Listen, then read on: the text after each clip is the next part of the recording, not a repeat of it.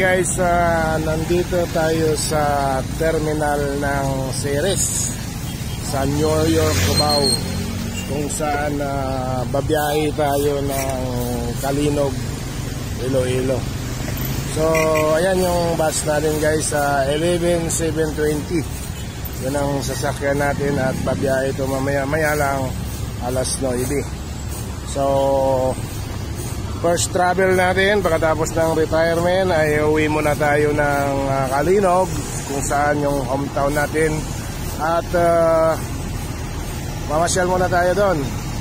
Same time magkakaroon ng pag-ipon-ipon ng mga pamilya Arban dahil ililibing ang aking hipag, yung asawa ng aking kapatid na si Alberto Arban. So guys, matagal-tagal na biyahe ito kasi dadaan kami ng Batangas Port, din sasakay kami ng Tugo.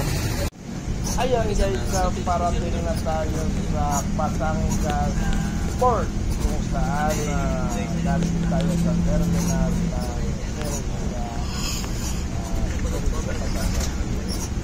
so medyo nakikita tayo doon dahil napakahaba ng malagay natin, mayigit 2 oras.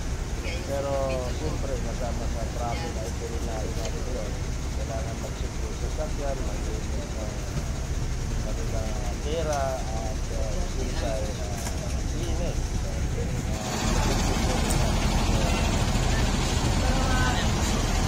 Okay guys, good afternoon Batangas Port.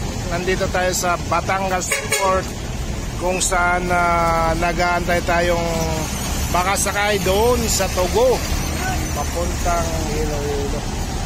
So ayan, standby pa yung aming series dito. Ayan sa likod ng isang series na yan, at nandoon yung sasakyan namin, at hanggang ngayon ay hindi pa kami pinapaakyat. Kanina pa kami dito guys ng alas 3 dumating sa port ng Batangas, at ang schedule ng Tugo ay alas 9 pa.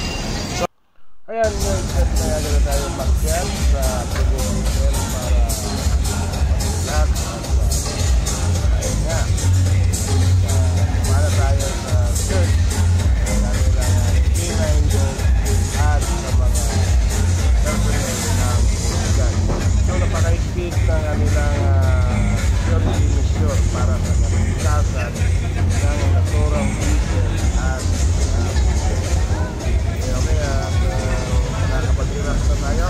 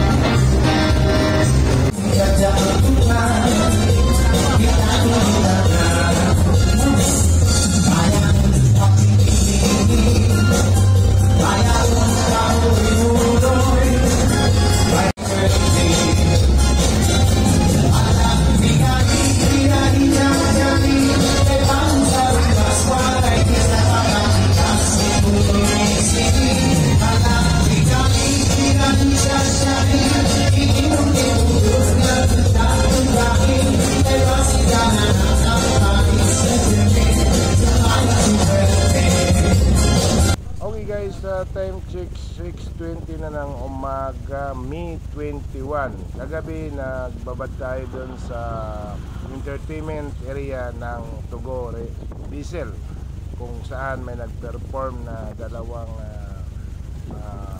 host doon, dalawang babae, at nag-entertain sa mga bisita at passenger. So ngayong umaga guys, malapit na tayo sa Caticlan Island, kung saan approaching na tayo dito sa isla kung saan tayo dadaong. At sabi ng nag-announce ay alas 8 ng umaga tayo pwedeng bumaba pagkatapos ng Starlight na barko ay departure, kasi isa lang ang lugar doon na malaki kung saan pwede magdaong ang Tugo Bisel.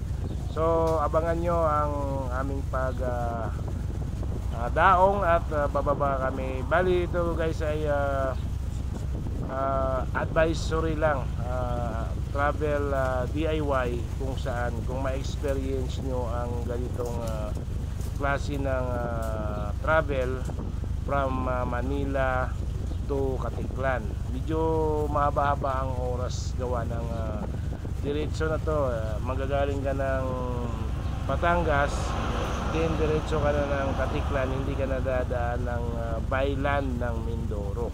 So nag-roro lang tayo para ma-experience naman natin yung pagsakay sa roro. Kaya nga tinawag na roro. Kung may mga idea kayo, basta lang sabihin na roro. Ano ba talaga yung roro? Ito ay isang programa ng gobyerno kung saan mapapabilis ang transportation at mga negosyo kalakal na itatransport vice versa. So kaya roro, roll on, roll off siya. So yan ang pagkaalam ko. Kung alam nyo pa yung ibang definition nito, comment down below. So ayan guys, malapit na tayo at maya maya lang ay magdadaong na tayo din at transfer na naman tayo ulit dun sa bus kung saan yung mga bagahe natin, at tutulak na tayo sa ating destination papuntang Calinog, Iloilo. From Caticlan siguro magta-travel time pa tayo ng mahigit 6 hours para makarating tayo doon sa destination, sa hometown natin sa Calinog. So pag bumaba tayo ng mga alas 8, mga 9:30, mga 9, ta-travel na tayo. Sa bungad ng Caticlan ay napaka-traffic dyan dahil maliit ang area ng highway at sabay-sabay ang mga trucking na lalabas na barko. Pero pagdating ka na sa highway ay dire-diretso na yun. So let's go at bababa na tayo guys. So bago tayo bababa ng Bisel, mag-breakfast muna tayo dito sa kanilang lounge area, sa pinaka-terrace nila, kung saan dito ginagawa ng pag-perform ng entertainment. At ito yung pinaka-video na open deck. So may nagsiserve dito ng breakfast libre sa mga sumakay direkta sa barko. Then yung mga naka-travel by roro naman, nasa choice mo yun kung nakain ka dito, bibili ka ng kanilang breakfast. Hindi kasama guys, lilinawin ko lang, hindi kasama ang breakfast dito sa Tugo Bisel kapag nakasakay ka sa roro bus at walang libre. Ang may kasama lang dito na breakfast, yung direct na sasakay ka ng diesel, then bababa ka. Yan ang breakfast nila, corn beef, vlog, tsaka fried rice. So kasama to sa ano natin, itinerary. Yan kumakain na sila at mamaya maya ay maubos din itong pela hanggang alas 8 pa to. So tagal pa, alas 8 pa tayo dadaong sa Caticlan.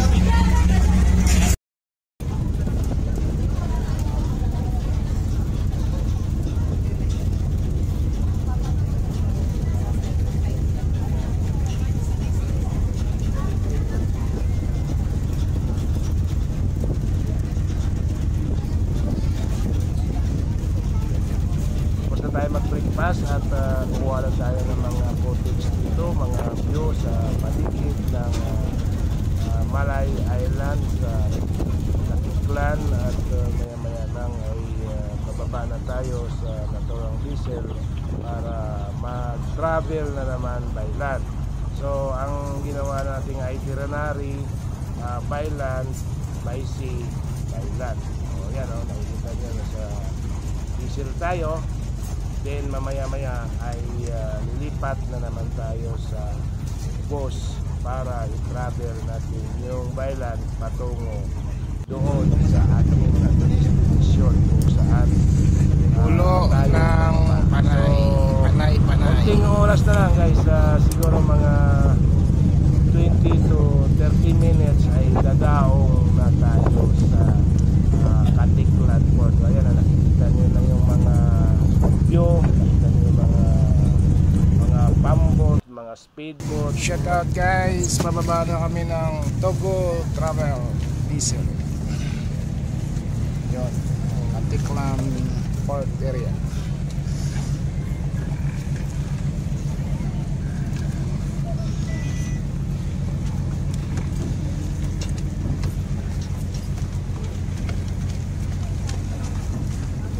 Sitayin ako dito mga Coast Guard.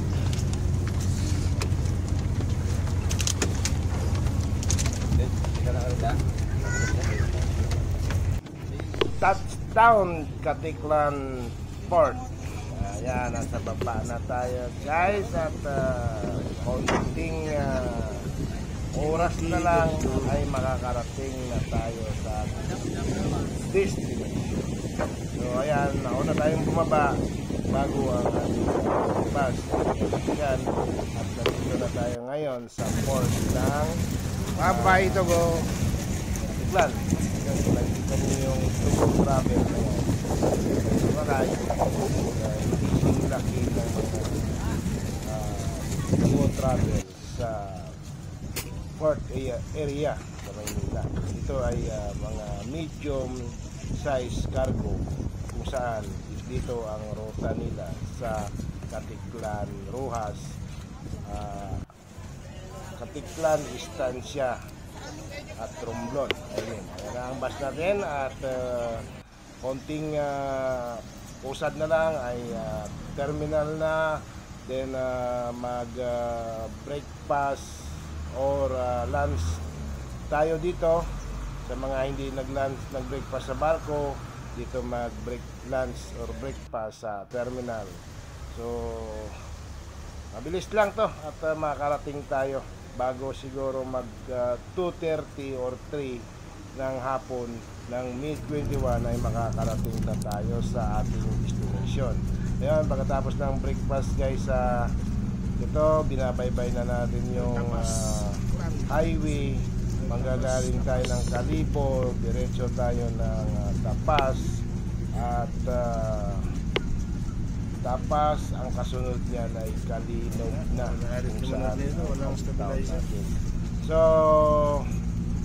good luck at napakaganda ng biyahe at banayad ang dagat, safety naman ang travel natin sa bus dahil hindi masama ang panahon. Then napakagaling naman ng ating piloto at ang kanyang co-pilot na conductor.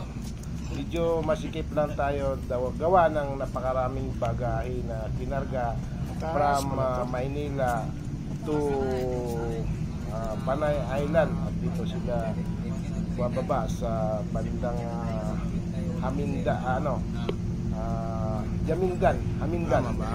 Hamindan, Tapas, kung saan napakaraming nilang karga.